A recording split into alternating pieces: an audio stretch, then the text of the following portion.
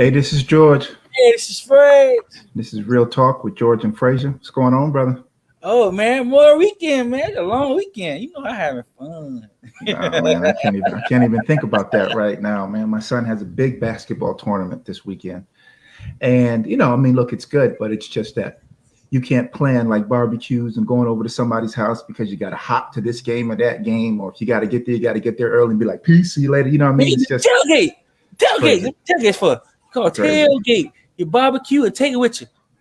Nah, that's all right. These are basketball folks. These ain't football folks. Then all of a sudden, all his teammates will be there. Oh, you got some? Can I get a burger? Can I get a drink? Exactly. You know what I mean? So You feed the other team. You feed the other team so you can win. You don't know how to do that, man? Oh, trick of the book. You feed them so they get full. And people can't play good game when they got a full stomach. They go to sleep. yeah, man. Easy win, baby. Easy win. That's definitely not gonna work for these kids in Jersey, brother. Let me tell you that. But listen, y'all, we got a great show today, man. We have Mrs. Avery Atkinson, aka Lady A. She's here on the show to talk about herself and her program. Welcome to Real Talk. Hey, how you doing? Your volume is muted. Mute your mic. Can you hear me now? Yeah, now you can. Yeah, we can hear you. Beautiful. Welcome to the show. I was so ready to join the party. I was on mute. My bad. Well, welcome to the show. Thanks for being on. Yes, thanks for having me, guys. I'm very excited. I heard you guys talking about the long weekend and your plans. I didn't get an invite, but it's okay. It's the first time week. I don't know if I'm cool yet. I get it. All right. Well, listen, if you can get to New Jersey and Miami, you're more than welcome. More than welcome. Come visit. I'm on my way. I don't know how I'm going to do it yet, but I'm on my way. That's right. Oh, so tell the fans and the listeners a little bit about yourself. I know you're an author and you also started an organization, Lady A Global. Am I saying that correct? You are. I'm only looking down because I'm sharing this with some people, but yes, you are. Beautiful. Share. Keep on sharing. Yes. So right. Share everywhere. Yes. So I am Lady A Global. I do own a company, is Lady A Global Creative Consulting Company. And also I own a spa, which is where I am right now. I'm in between clients. So I own the Queen's Quarters here in Holly Springs, North Carolina. I also am an author 3 times over. I'm an international speaker. I also own a nonprofit called Passport University, where we work with HBCU students to help them get their first passport and take them on their first trip overseas. And I love people. And as that goes, I'm also the wellness pastor at the Hill Community Church in Birmingham, Alabama. That's it. Wow, George. Beautiful. Questions. Oh yeah, I always have questions. Okay. Being an author myself and an entrepreneur, with multiple business ventures, I know it can definitely be difficult. Yep. Yes. Give us the inspiration for Lady A Global. Yeah, so Lady A Global actually was birthed while I was living in South Korea, where I lived for almost a decade. Tons of people wanted advice. First, how to get out of the country, which for us people, you should definitely do that. I need y'all to have your passports on deck. So a lot of advice about how to get overseas. And then once they got there, there's a lot of transition, especially if you don't know the language. So really it just kind of started out as me just giving tips to friends. That spurred into a YouTube channel, which again, it was really for me just to kind of catalog this really out of the box experience that was totally and completely random. I literally left the country with $150 in my pocket, and that was it. I didn't know the language. I didn't know anything about Korea. God said go, so I was like, and I'm out. Right. So it really just started out with me sharing my story, and I realized that people not only were interested in the story, but they were also interested in the wisdom and just my take on things. And so that kind of grew into media. I began to work with Korean TV, as well as the Korean Times, NBC in Korea. And then that just really is what kind of changed everything, being featured in those media platforms. So I was able to really grow business from there, and help people to build brands around their lives. A lot of times people try to go into business or try to build something that they're not passionate about, and it doesn't work. So being able to like help people skip through the knee bumps and, forehead bumps, you can just get to the success part. So that's really where Lady A Global came from. Beautiful. Nice. Beautiful. And so, being a Black Korean myself, and the only reason why I say that is because every martial arts I've studied has been Korean based. So Korean kickboxing, taekwondo, hapkido. Yes. I have multiple black belts in both. I looked at some koksuwan and a few other things. So I'm saying that to say you're Korean. 안녕하세요. So, He's Korean. I'm Thai. I go that way.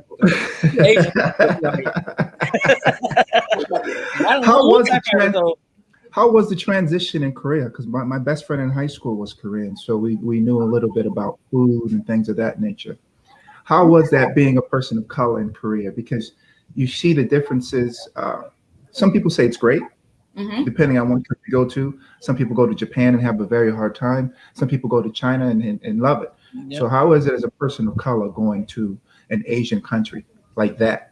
Right. So, first of all, I need you to go to Korea and open up a hagwon, because they would just definitely, you would change your whole life, and you, like me, would never want to come back. So that's first. Shout out to you for that. I would say being in Korea is like being in any space that you choose to take up. It's how you choose to take up space. For me, I was very unapologetic about my Blackness. At that time, I had super long locks. I'm not a flat woman. I'm a curvy woman. So many of the women there obviously are the opposite, extremely that, right? So it was a lot of eyes and I'm chocolate. So it was just a lot going on for them to process.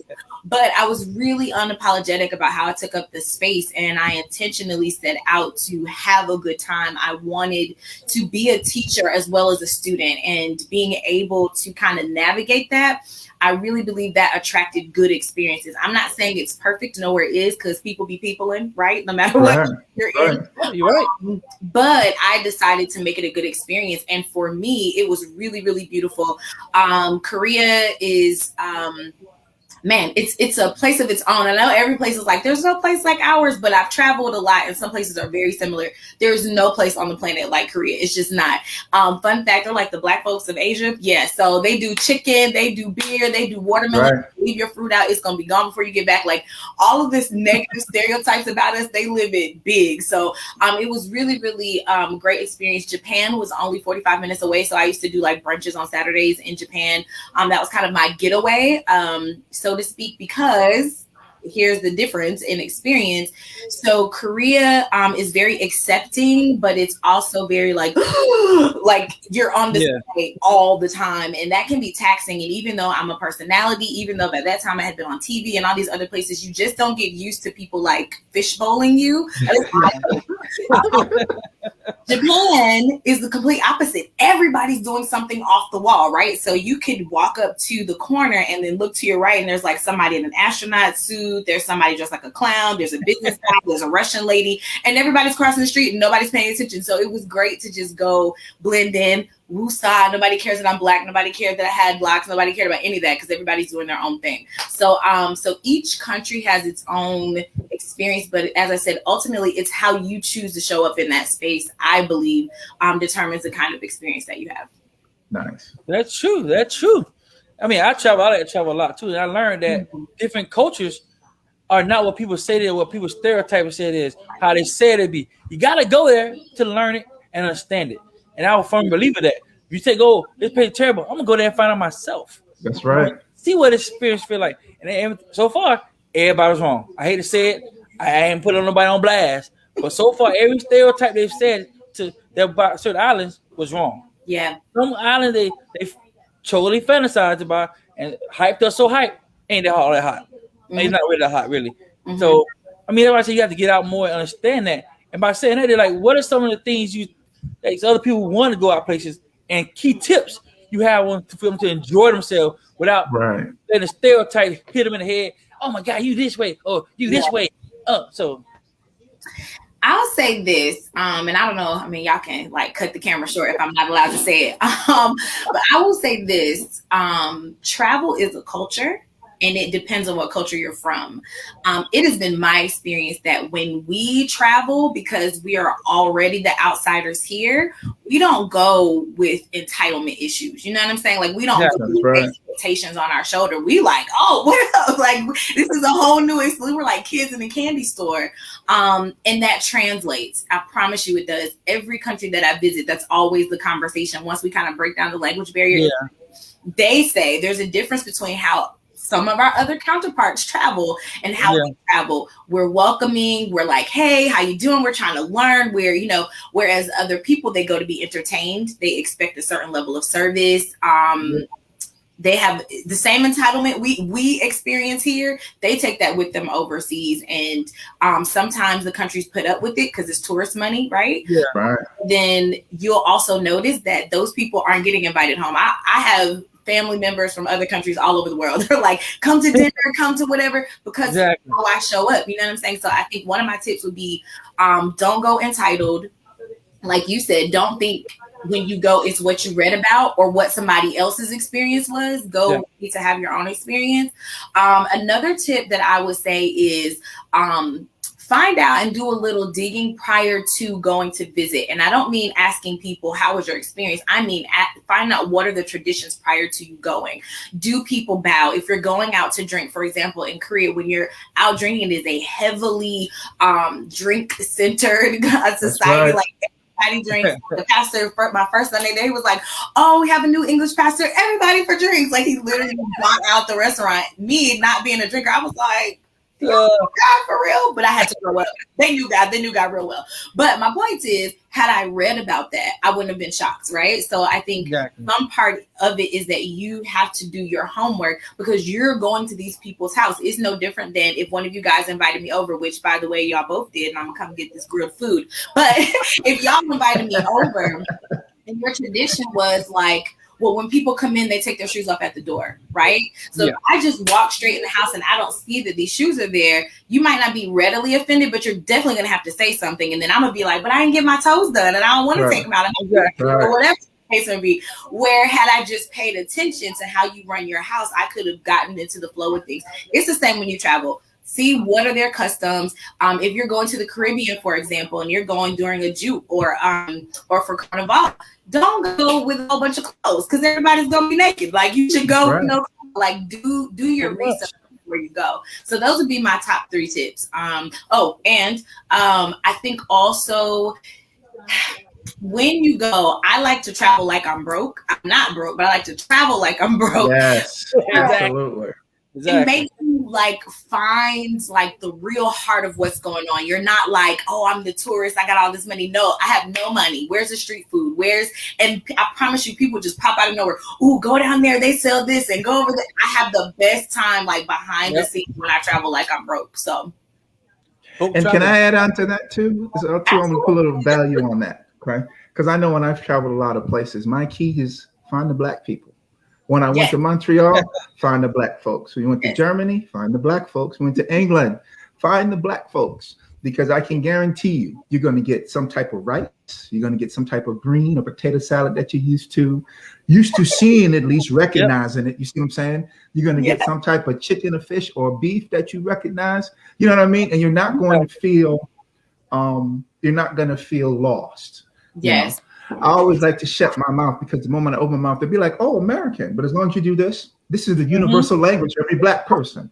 You know what I mean? So it's just like you just move with them, you just slide with them, and then when you open them up, they'll be like, oh, I didn't know he didn't speak French. Man, that brother's cool as a fan. You know what I mean? Like just, you know what I mean? But you're there with them. You're like you said, you're not a tourist, you're not beating your chest, oh, I'm American, or you make the biggest mistake of all. You speak English? Come on, man, please. You in somebody else's country, greet them in their language first. Show them that respect. You know what I mean? True. It's crazy. Absolutely. I would say this. I ain't had that problem. Kind of like everybody. Right now, I come in here, a little ball with beer, and put a hat on. I'm a guy.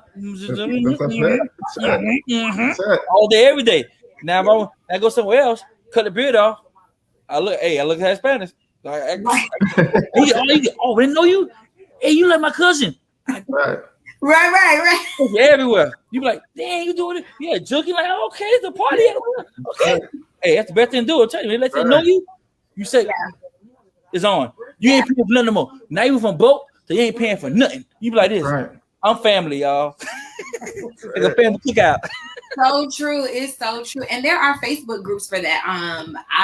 A lot of the recruitment, I think when I first went to Korea, we made up less than 1% of the population. By the time I left, we made up 5. And that was intentional. I recruited people intentionally. I paid for passports. Like, I was very intentional about spreading this opportunity. But to your point, George, there are Facebook groups. You can just type Black in Russia, Black in Korea, Black in whatever.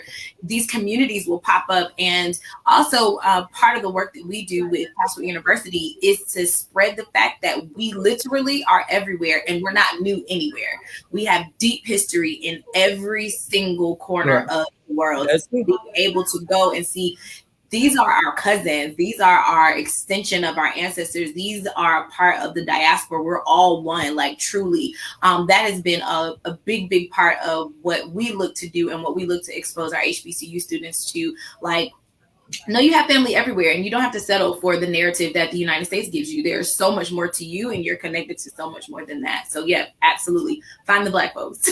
That is true. I was told that when I was growing up, the passport is a key to life. Yes. Because it's better than a driver license, and it's better than anything you ever had because you get more experiences. Yes. There's some people I've been around, grew up with, have never been out of their freaking county. Not the state, the county. Yeah. At all. They've been almost 30, 40 years old. I'm like, bro, you ain't seen nothing yet. Like, they look at me like, oh, you rich. No, I'm not rich. I just travel. I want to see things. Mm-hmm. And it's funny how people think we think inside the box. Right. We talk things inside the box. That's why a lot of Black people don't have passports. Mm-hmm. Well, it's not just Black people, Fraze, and I'm going to just give you a term for that. They're called townies. Okay? County. Live there, born there, raised there, and die there. Townies. Yeah. Okay? And it's with that type of culture and that mentality that the last administration, I'm sorry, we don't say his name on the show.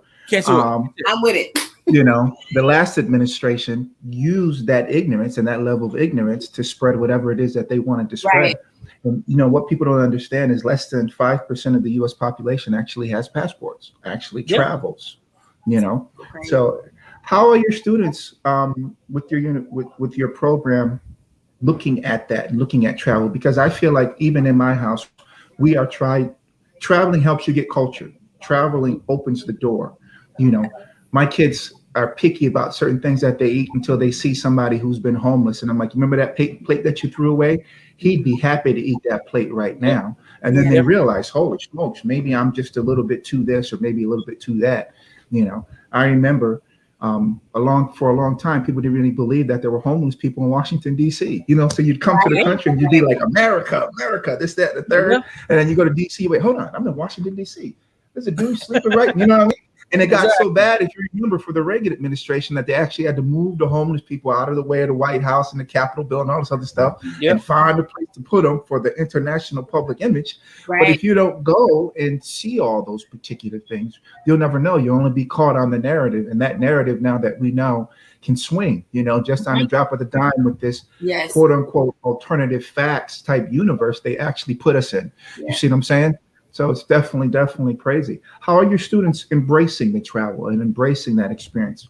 Yeah, so pre-pandemic, as my friend called it, pre-pandemic, everybody was excited. It was so interesting because there was a huge disconnect between students and administration. A lot of times we would show up, we would make our pitch, hey, we want to work with you on your campus, so forth and so on. And the administration would be like, oh, they're not interested, or our students really haven't mentioned anything about travel, or we'll see how it goes. They just were kind of reluctant to that, and kind of tone deaf, really. And to your point, if it's less than 5%, they're probably part of that percentage that they haven't traveled. So it seemed like a huge, just unnecessary conversation, because it was also out of their frame of reference. But then we would turn around and talk to students, and they'd be like, "Yes, we want to go. Tell us about it." So we just circumvented admin altogether, and we just started doing pop-ups on campuses to the students, because messing around with admin, it would have taken forever. So initially the students were very excited about it, and we were able to not only give out passports, but the other part of what we do is we actually try to create global citizens. So in addition to just giving out passports and trips, Yes. we get them connected with the DoD. We tell them about opportunities like you can travel while you're in school. We can recruit you to travel and make 3,000 American dollars debt free. So we try to tackle the wealth gap as well, boosting their resume and also getting them placement once they graduate so that they can go overseas and do like our counterparts and travel and party their way through Asia while paying off their school debt, right? So we try to really give them a holistic approach to what it means to be a traveler and what it means to be a global citizen. And all of our students were open. We had no student that like wasn't interested. Between administration and the parents, that's Right. the kind of what was, and we had to like really work through changing that mindset about traveling and, you know, leaving your community and not being a townie, and that it's okay to do that, and it doesn't make you feel like you're better. It doesn't alienate you. It enhances who you are, and you can bring those experiences back to your community and expand everyone's knowledge based on your experience. So, and I do think that part of the success of anyone traveling is preparing for reverse culture shock. So you're going to get culture shock when you go, but then coming back to America, and especially if you live and not just travel, but if you live over there for an extensive amount of time, preparing people that you're going to be different when you return. It's just like coming back from college. You're not going to be the same things you did when you were in high school. And some people who you left behind in high school, they're not going to be ready for that conversation. They're not going to be ready for this with you because they didn't evolve, you did. And so for us, we try to also prepare our students for that too. When you come back, your language is going to be different because now your reference isn't the 16 blocks you live on. The reference is a whole country that you went to. And seeing yourself as a global citizen and a part of the global narrative, and realizing like we have it hard, but we don't have it as hard as the people that we saw. Exactly. So, or we don't have money here, but we just saw, you know, these Black people that live in a house that literally has a gold gate, right? Like Yeah. so it just changes. Travel literally changes you. And so we do try to prepare our students for that conversation afterwards. Not everybody's going to be down with your change, and you have to be okay with evolving without them. So Nice. Yeah. All right. Let's transition a little bit to your books. I'll get a book. Phrase, I got you, Phrase. You and me right here. Let's transition on to your books. What are the titles of your books, and what were the inspiration? Yeah, so my very first book I actually wrote while I was in Korea, and it's called Awesome Truths, Confessions of a Believer. Korea was a beautiful experience. Spiritually, though, it was so loud. And when I say loud, I mean the voice of God was so loud. And I remember literally praying, like, God, why are you so loud here? Like, why couldn't I hear you stateside? And Sir was like, I've been speaking the same volume the whole time, but now there's less traffic, right? There's less people's opinions. There's less of tradition. There's less of people's expectations that you're listening to. Those voices have been removed, and now it's just me and you. And so having that experience was super, super freeing. It really put depth to my relationship. And then as I began to minister, obviously I was ministering long before I went to Korea. I continued to do that once I got there. I ended up starting an international Bible study, and it like really took off. And then I became an English pastor. But the one question that I was getting over and over and over again was, how do you pray? Like, because we're hearing your conversations about you and God, and how did you get there? And I'm thinking everybody prays to God like that. That's not the case. So these people from all over the world literally wanted to know, is there really a God? If he is, how do I talk to him? And what does he think about me? Those are the main questions that I got over and over again. So I a little bit wrote it because I was tired of repeating myself, if I'm being honest.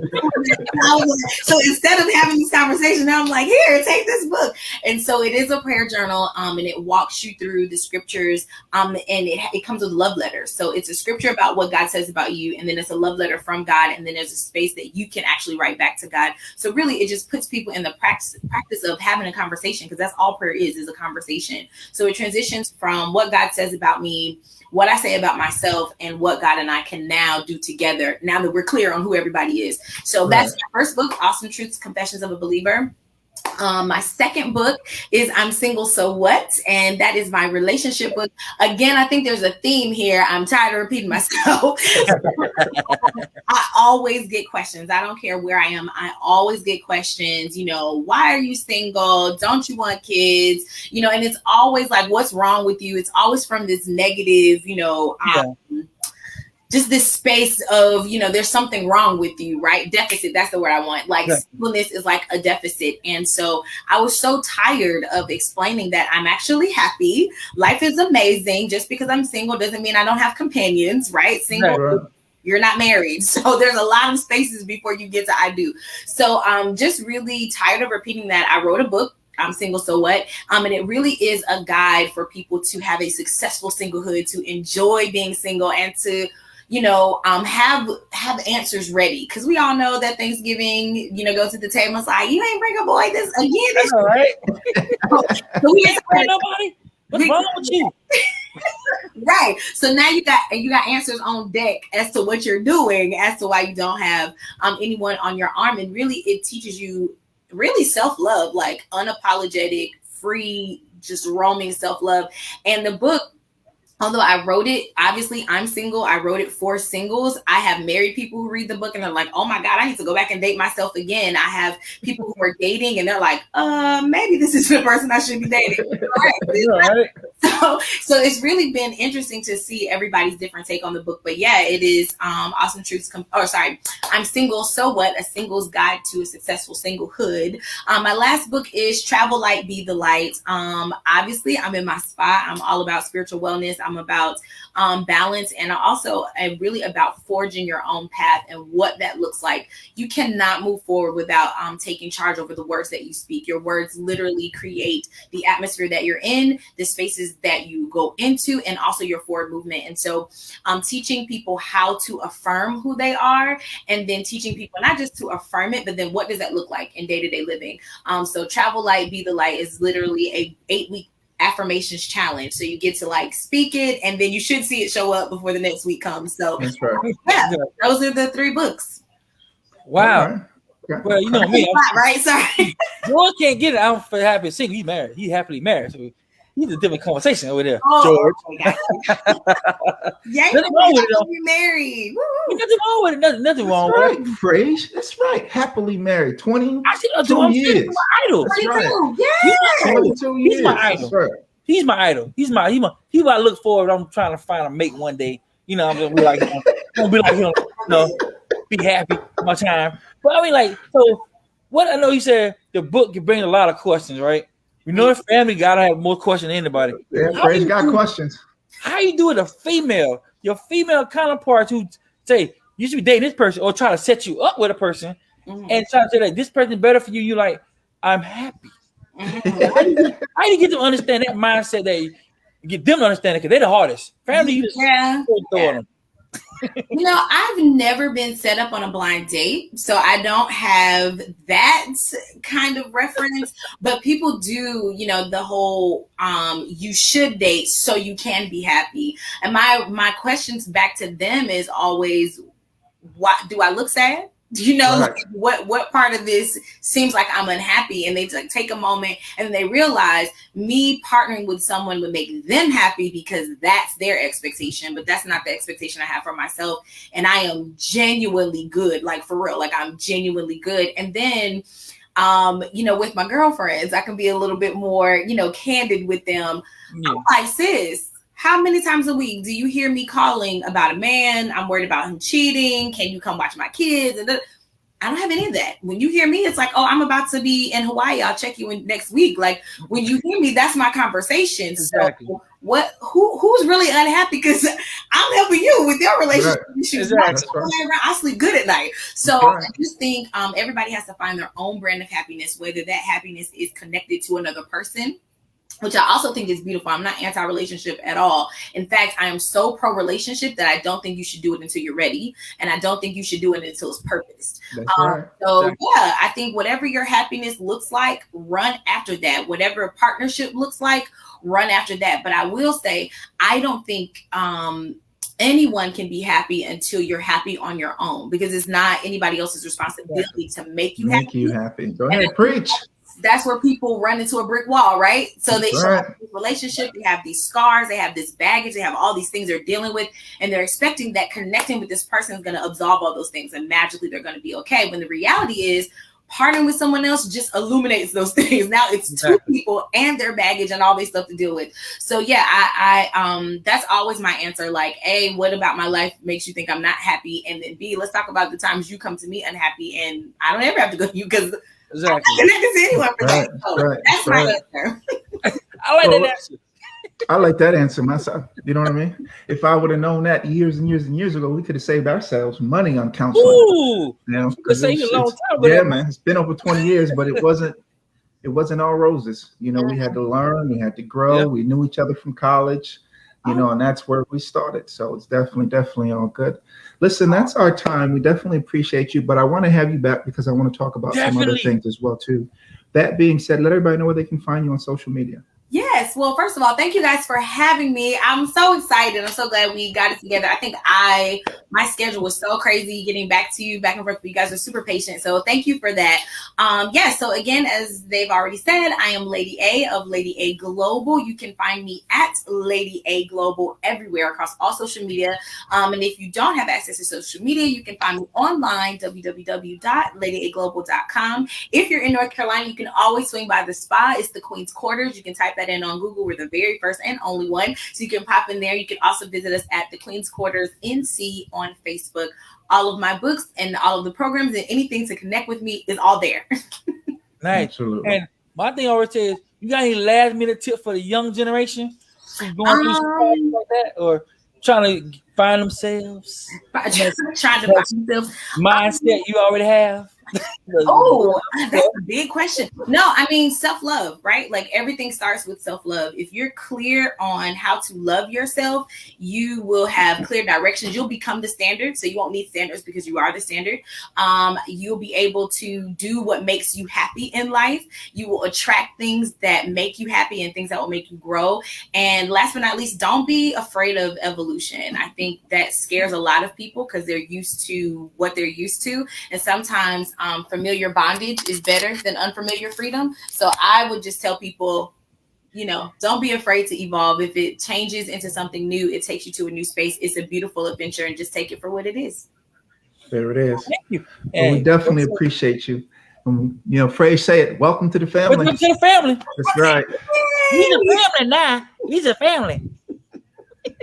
You guys are great. Thank you so much for having me. Absolutely. It's a pleasure always. Have a great weekend or the rest of the week. Enjoy a long weekend now. Bye. Oh, I am. I'm definitely gonna do that. I know you will. Bye. Bye. Oh man, There's George, our show. Together, George. You know that mean you got a banger. Always. Listen, y'all enjoy the rest of the week. I think we have shows on Thursday and Friday as well too. So check that out. Always come back to our Facebook page and Instagram and check us out. Hey, this is George. Hey, this is Fred. And that was Real Talk with George and Frazier. Peace. Peace.